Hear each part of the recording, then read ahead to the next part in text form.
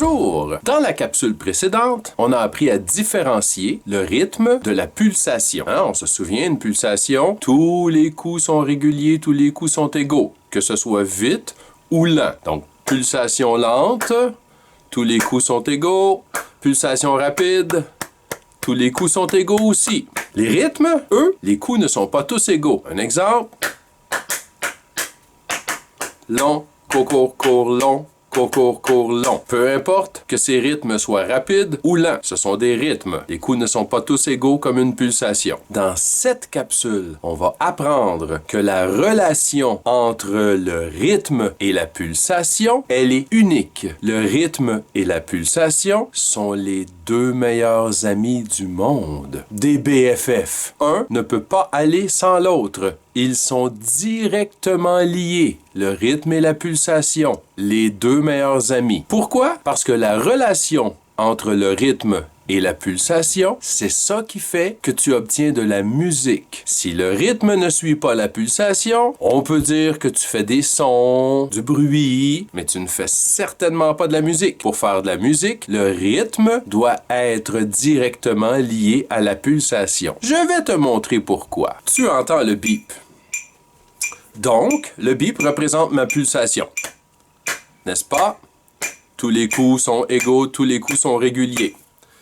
Maintenant, je vais taper un rythme par-dessus cette pulsation.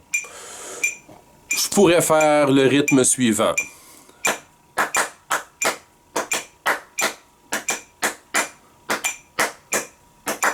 Ta, ta, ta, ta, ta, ta, ta, ta, ta.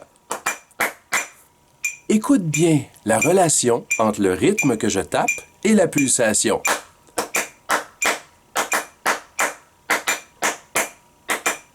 On peut dire que ça faisait une musique. On allait bien ensemble. Le rythme et la pulsation allaient bien ensemble et à ton oreille, ça sonnait bien. Ça faisait une musique. Simple. C'est seulement taper dans les mains et un bip. Mais ça fonctionnait. Je vais te faire le même exemple maintenant.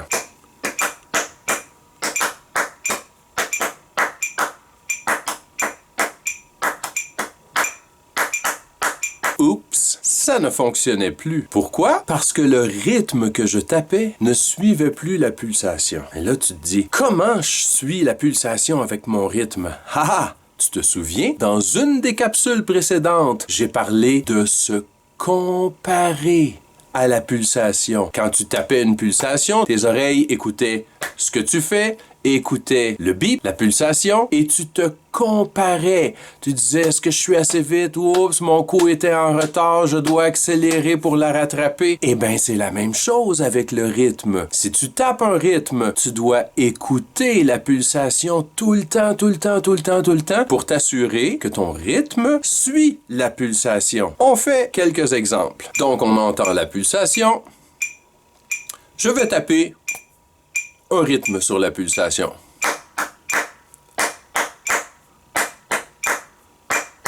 Ça fonctionne. Là, je vais commencer à pas le faire fonctionner. Pourquoi ça fonctionne en ce moment? Parce que je me compare. C'est même difficile de te parler en même temps. Je dois me concentrer sur la pulsation avec mon rythme. Et qu'est-ce qui arrive si je ne me compare plus? Ça ne fonctionne plus. Alors, je vais faire quelques exemples. Comme d'habitude, j'aime bien faire ça. Je vais mettre une pulsation, je vais taper un rythme qui va suivre la pulsation et à un moment donné, je vais arrêter de la suivre. Alors, tu m'identifies où j'ai arrêté de la suivre et ensuite, je vais me reprendre. Tu identifies où je me suis repris, où je suis revenu avec la pulsation. Je suis revenu à la suivre. C'est parti!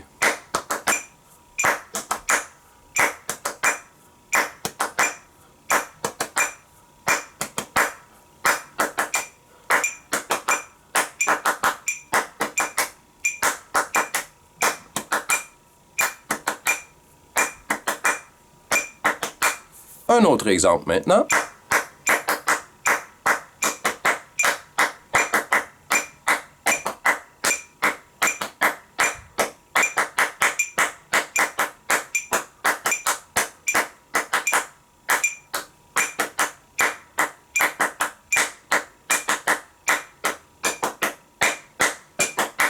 Et un dernier exemple.